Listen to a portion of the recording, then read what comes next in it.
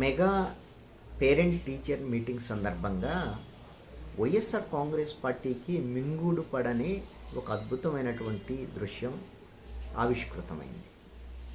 ఈ parent teachers మీటింగ్లో కీలకంగా మన్యం జిల్లాలో చంద్రబాబు నాయుడు, అదేవిధంగా నారా లోకేష్ పాల్గొన్నారు.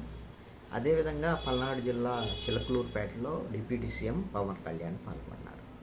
ఈ సందర్భంగా ఒకేసారి అనుకోకుండా నారా లోకేష్ పవన్ కళ్యాణ్ ఉద్దేశించి పవన్ కళ్యాణ్ అన్న బాటలోనే నేను నడుస్తాను అనేటువంటి విధంగా ఆయన మాట్లాడటం, అదేవిధంగా మా కూటమి అభివృద్ధి కోసం ఎప్పటికీ కలిసే ఉంటుంది అనేటువంటి విధంగా పవన్ కళ్యాణ్ మాట్లాడటం, విడదీయటానికి చాలామంది ప్రయత్నాలు చేస్తారు కానీ అలాంటి ప్రయత్నాలు ఫలించవు అనేటువంటి విధంగా పవన్ కళ్యాణ్ మాట్లాడినటువంటి మాటలు మరొకసారి కూటమిలో పార్టీల ఐక్యతకి నిదర్శనంగా అద్దం పట్టాయి.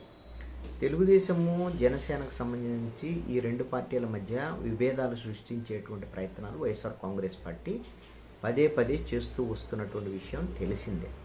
చాలా సందర్భాల్లో పవన్ కళ్యాణ్ అసంతృప్తిగా ఉన్నారు, ప్రభుత్వ వైఖరి మీద అసంతృప్తిగా ఉన్నారు అనేటువంటి విధంగా ప్రభుత్వంలో ఉండేటువంటి చిన్న చిన్న పొరపాట్లు, తప్పులు వీటి మీద పవన్ కళ్యాణ్ ఎత్తి చూపేటువంటి సందర్భం ఉంటూనే ఉంటుంది. ఈ సందర్భంలో ఈయన అసంతృప్తిగా ఉన్నారు, ఈయన వ్యతిరేకంగా ఉన్నారు, ఈ కూటమి పార్టీల మధ్య విభేదాలు తలెత్తుతున్నాయని వైఎస్ఆర్ కాంగ్రెస్ పార్టీ అవకాశం దొరికినప్పుడల్లా ప్రచారం చేస్తూ వస్తుంది.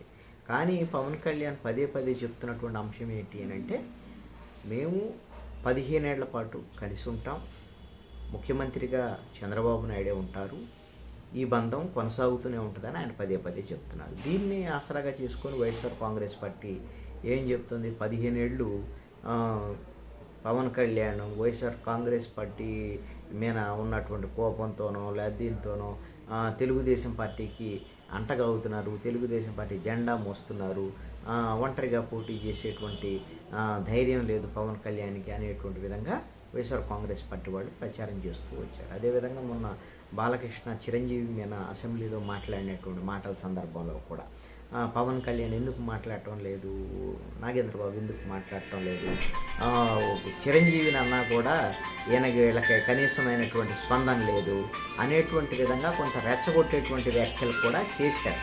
అయినప్పటికీ కూడా పవన్ కళ్యాణ్ చాలా సంయమనం పాటించారు. చంద్రబాబు నాయుడుతోనూ, ఇటు నారా లోకేష్తోనూ, అదేవిధంగా బీజేపీతోనూ సరైన సఖ్యతతో ముందుకెళ్ళేటువంటి విధంగా పవన్ కళ్యాణ్ వెళ్తున్నారు. పవన్ కళ్యాణ్తో కూడా చంద్రబాబు నాయుడు, నారా లోకేష్